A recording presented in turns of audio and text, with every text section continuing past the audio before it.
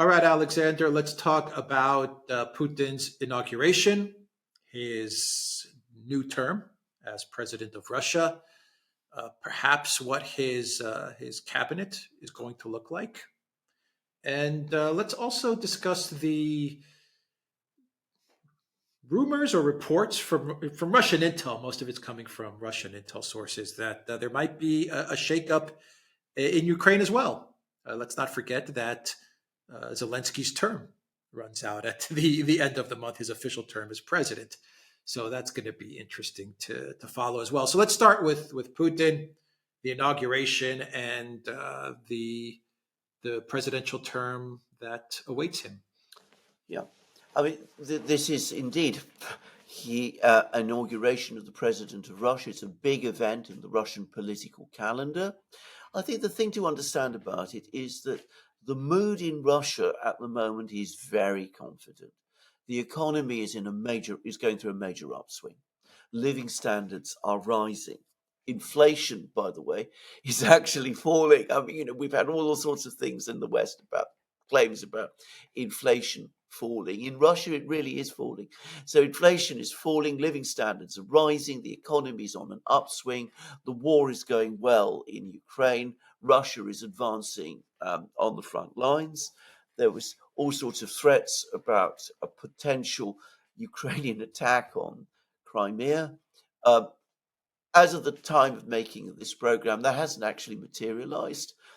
Lots of ATACMS missiles have been fired. Apparently, they've all been shot down, 25 of them over the last 2 weeks. Anyway, the Russians in a very confident mood. Putin in a very confident mood. He is unchallenged. There is no real challenge to him in Russia today. And this whole attempt to try to engineer some kind of regime change in Russia through all the pressures, the sanctions, the war, the activities of the various NGOs, which have basically all collapsed as far as I understand it, all of that has ended in total failure. Putin is not only there, but he is stronger, more popular, more fully in control than he has ever been.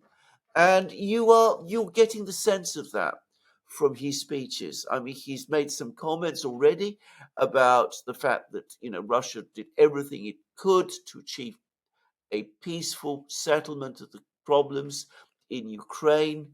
It found that it had no partners, that the other side was constantly going back on what it was saying, that the Russians were tricked, and Putin feels very comfortable saying that because he knows that the Russian public opinion overwhelmingly agrees with him. So a self-confident Russia, a self-confident Putin, a country that feels that it's going in the right direction, a president who feels that everything is now coming right, both for him and for his country, and a president as well who is planning very soon his first big foreign trip, which is going to be to China, by the way, where he's going to meet Xi Jinping, and he's going to consolidate that absolutely vital relationship with China, which has withstood all the pressure that the West has tried to exert upon it and looks stronger than ever. So that is the mood in Moscow. Now, we inevitably have the rumors. The Financial Times was running a story a couple of days ago that Shoigu is in trouble, that he suffered a major reverse because a deputy minister of the Russian defense minister has been arrested on bribery charges, that this isn't really what it seems, that it's all part of some complex Kremlin power struggle between Putin and Shoigu, and that Putin is trying to take Shoigu down a notch. To say it straightforwardly, that is all complete nonsense. It's based on no real understanding of the politics in Russia. It completely misunderstands the relationship between Shoigu and Putin.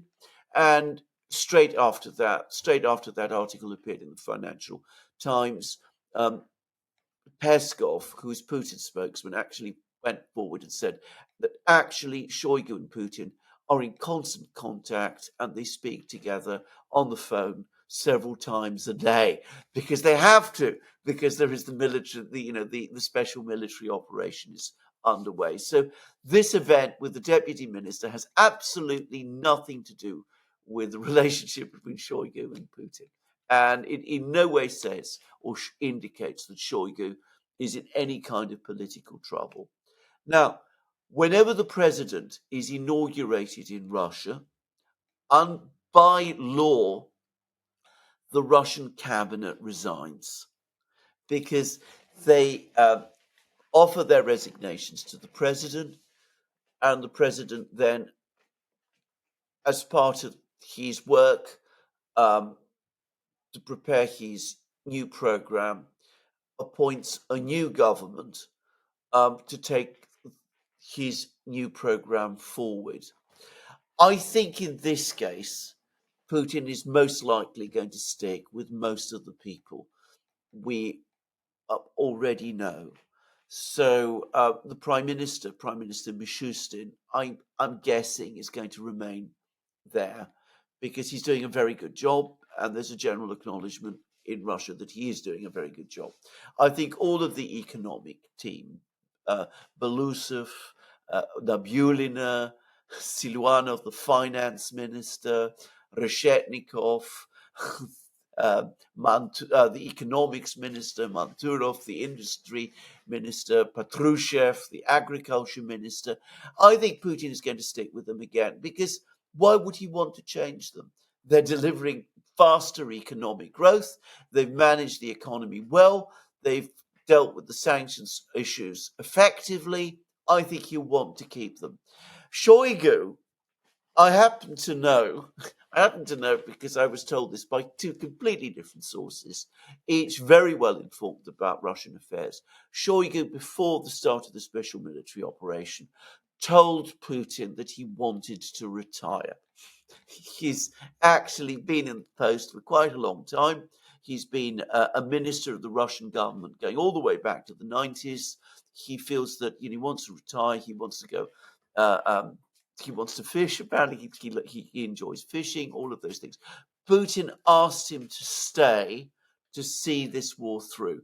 I think that still is the case. I suspect Shoigu will remain in place. The one question mark, in my opinion, is Lavrov. Lavrov apparently also wants to retire. He's been also in post for a very long time now.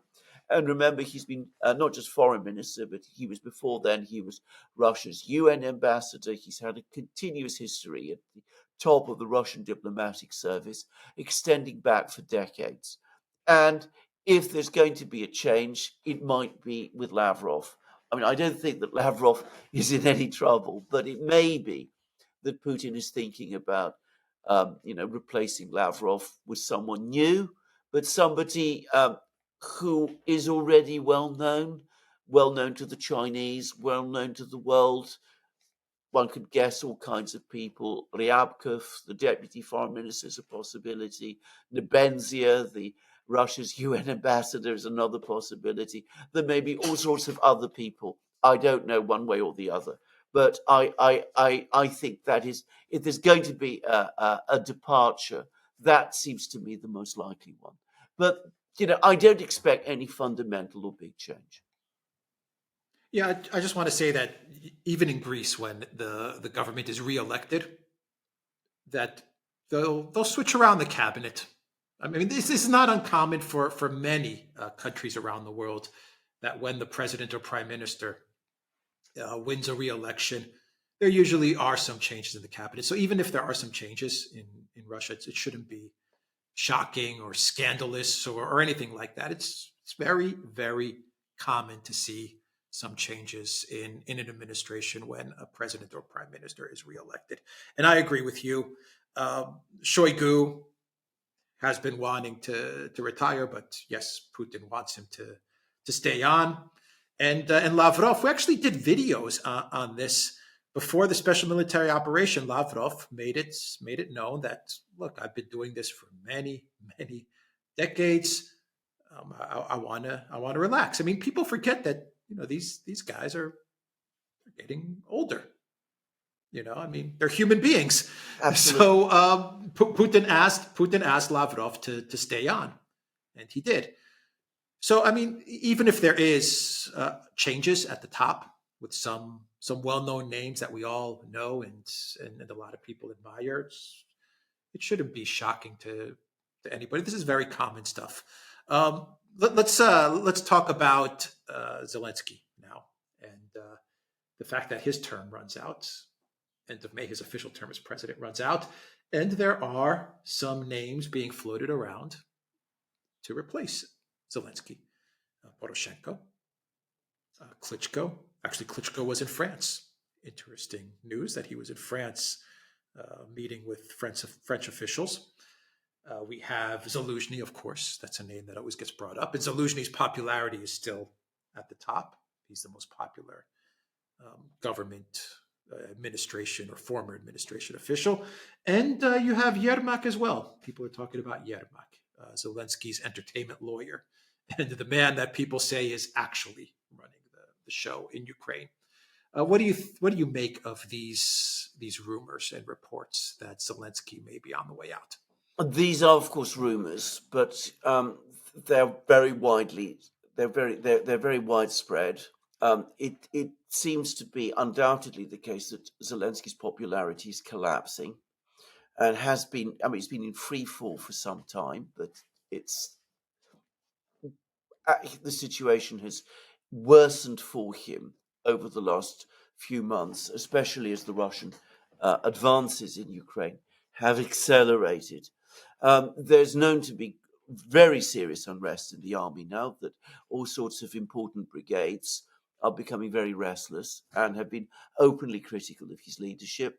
The 67th Brigade, which is the Right Sector Brigade, the 3rd Assault Brigade, which is the Azov Brigade, the 25th Airborne Brigade, the 115th Brigade.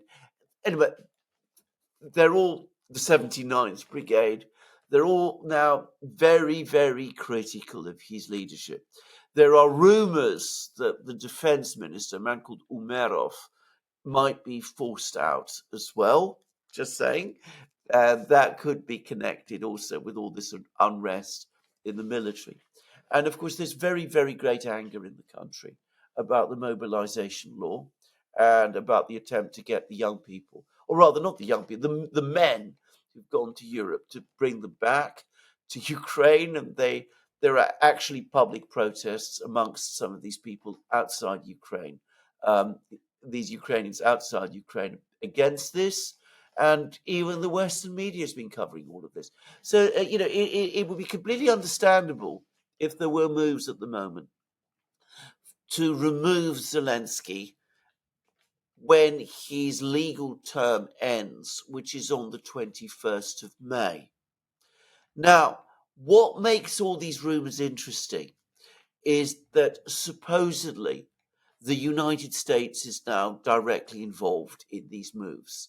And the US apparently has been in contact with all of the people you mentioned, Klitschko, Poroshenko, who very much wants to become president again, by the way, and who's been clearly scheming to be reappointed president, and Zelensky, who, despite the report that he'd been appointed ambassador to Britain, is apparently still in Kiev. I mean, that's what I understand. So it looks as if the US, or at least according to the reports, the US is now canvassing alternatives to Zelensky. Now, it seems that this is not because they want people to come in and take over from Zelensky, who will conduct negotiations with the Russians or seek peace or do anything of that kind. It's that they want somebody who they hope will run the war more successfully than Zelensky himself has done. So that's what this is all about. I don't know to what extent this is really going on. It is fully plausible. it is nonetheless a very dangerous game, because if Zelensky is forced out and is replaced by someone else who, remember, will not have been elected, it will be difficult to sell this to the Ukrainian people as anything other than a kind of coup. If it's widely known that the United States is behind it, it again will look like it's the United States that's picking Ukraine's leaders, not the Ukrainian people. And that will again emphasize to the people in Ukraine that this war that they're involved in is a war that's being fought not on their behalf, but on the behalf of the collective West and the United States. And it's quite possible that, far from stabilizing the situation in the way the US wants, carrying out these kind of maneuvers might actually destabilize it further and trigger deeper demoralization. This is exactly what happened in Vietnam. In 1963, the United States, as we've discussed before, became very unhappy with the way in which the war in Vietnam was being conducted by the then South Vietnamese president, President Diem. They they arranged for Diem to be overthrown in a coup, over the course of which Diem and his brother were murdered, by the way. And far from that stabilizing the situation in South Vietnam, it actually destabilized it. It caused the government that emerged from those events to have even less legitimacy than Diem's own government did. And it essentially shattered South Vietnam's political system and its ability to conduct the war by itself. It was one of the major factors that caused the United States to decide shortly after that it had no alternative but to send troops to Vietnam in order to take over the direct conduct of the war. So it's a dangerous game that the US is playing. But, when you're dealing with famous masters of the universe like Jake Sullivan and people like that, who are no doubt the people who are running this, one can very easily imagine that they might think, well, Zelensky's all over the place. He's volatile. He's eccentric. He's irrational sometimes. The military doesn't like him. Let's get him out of the way. Let's put in someone more reliable, someone we can work with better, someone like Poroshenko or Klitschko or Zelensky, and that will make the whole situation better for us, and it will make it easier for us to keep things together, hold things together until the November election is out of the way. I can very easily see that thinking in Washington, and I am, for that reason, strongly inclined to accept these rumors as true. It's exactly the kind of thing that I can imagine these people in Washington getting themselves up to. And as I said, there's a lot of rumors about this swirling in Kiev itself. And there's just so many rumors that it's difficult to think that there isn't something behind them. Yeah, I agree with you. I think that there's something behind these rumors, and I will also say that the collective West, I get the sense that they've stopped caring about the whole Zelensky democracy Churchill thing.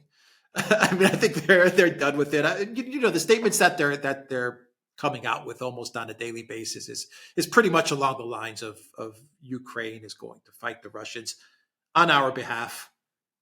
Until the last Ukrainian. I mean, they're pretty much saying it now openly. So, what is it to them if they say, Klitschko or Yermak, he's going to be your next president? That's what we say. People of Ukraine accept it and keep on fighting. That's the impression that I get from their statements. I mean, Borrell just a couple of days ago pretty much said that Ukraine needs to continue to fight because Europe is telling them to fight. Well, exactly. They're not And of hiding course, anything anymore. exactly. Of course, what that risks doing, as I said, is demoralizing Ukraine even further. If I can just, push these parallels with Vietnam. I mean, Diem was overthrown.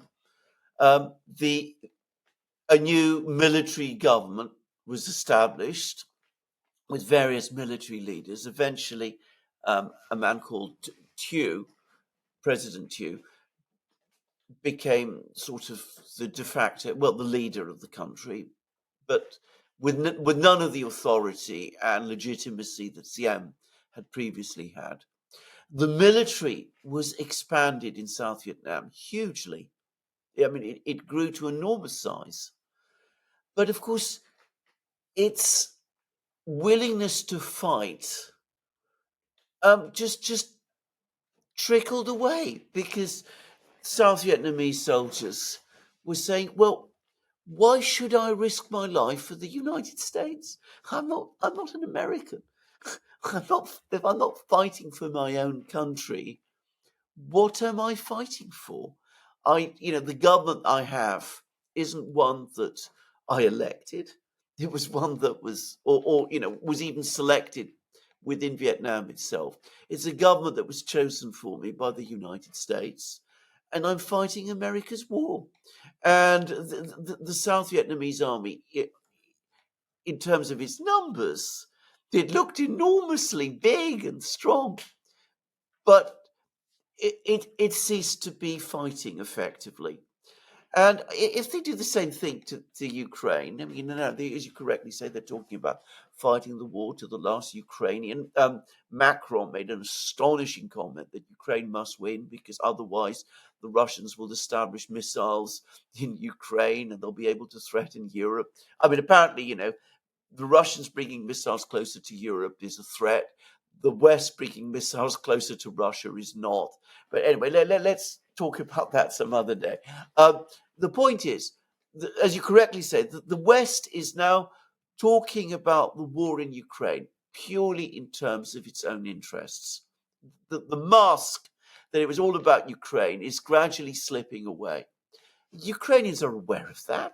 If their government is replaced for them in the way that we're saying, why should all of these young men who are now being conscripted to fight, who are already unwilling to fight, be any more motivated when they're told that they must fight ultimately not for Ukraine, but for the collective West, for the better future of the geopolitical power, the hegemony, and all that of the collective West? Why is that a cause that Ukrainian soldiers would lay down their lives for? And why would they also accept and follow the leadership of a government that the West has chosen for them? So, it's a very dangerous game. I can very easily see how it could all fall apart in the most terrible way. But I have to say something. It's the kind of game that I believe the Jake Sullivans and the Tony Blinkens, and even, I have to say, the Bill Burnses, I think that they constantly play, and I can easily see them do it. In fact, I'm guessing that they are doing it. They're probably saying to each other, let's get rid of this impossible man, Zelensky. His appeal around the world has gone. Nobody likes him. Let's bring in Zelensky, for example. He's popular with Ukrainians, and that will somehow solve our problems. It won't. It will make them worse. But that's what they're likely to want to do. Yeah, let me just make one final comment. I want your thoughts on this. To me, I get the sense that a lot of the collective West leaders that have been pushing Project Ukraine, they want to admit now that they have the power of Ukraine in their hands. They have the power to either get to negotiations or to keep Ukraine fighting. They control the future, the destiny of the country. I mean, the masks are coming off, and I think they're happy about that. And I'll go back to Borrell. Borrell's statement was along the lines of "I have the power," or "We have the power to end this war, but we won't do it." I mean, I heard that statement. I'm I'm it's pretty right on as to what he said, to be quite honest. I'm paraphrasing it a bit, but that's pretty much what Burrell said. I listen to something like that and I say, these guys, it seems like they want to announce to the world that they have this power over this country, over this people, over this entire conflict, and they can either decide to continue the war or they could decide to not continue the war. But it's in their hands. And that's just the sense that I'm getting from them. So when Absolutely. this report would not surprise me. We Well, have the absolutely. power to appoint your leaders to do whatever we want. Yeah, I think you're absolutely right. I mean, they revel in their own power. They sense that so much else is going wrong. So their ability to play, games of musical chairs in Ukraine, to shuffle around Ukrainian leaders, and to keep a war going, well, that tells them, or so they feel, that they're strong, that they're still strong, that they're able to exert power in that kind of way, and they revel in it. Absolutely. This isn't new, by the way. I mean, it's not widely remembered today, but in the late 90s, in the last year or so of the Second World War, the Germans went about overthrowing the governments of some of their allies, Hungary, for example, Italy, all of these places. And again, they did it and they reveled in doing it, but they rebelled in doing it because, again, it made them feel strong. They actually engineered a coup in Hungary in December 1944, just a few weeks before Germany itself collapsed. And, this made them feel strong. It made them feel important. It gave them the reassurance that they still had power, they still had the ability to control and shape events in all kinds of places. And this is, I think, very much like the kind of thing that you're talking about now and seeing now, that you keep the war going, you get rid of Zelensky, replace him perhaps with Zelensky. I think Zelensky, by the way, the problem they have with Zelensky is that I don't think he wants the job. I think he's the one person who understands how bad the situation is and really doesn't want the job. But anyway, you replace him with someone else, Klitschko maybe, or Poroshenko, who you think who's of course bitterly unpopular in Ukraine. So you replace, you demonstrate your power, you demonstrate your strength, and that gives you the adrenaline rush, the sense of power, which is even more important to you now when you sense that your power is draining away. Yeah, exactly. All right. The Duran.locals.com. We are on Rumble, Odyssey, BitChute, Telegram, Rockfin, and Twitter X. And go to the Duran shop. Pick up some limited edition merchandise. The link is in the description box down below. Take care.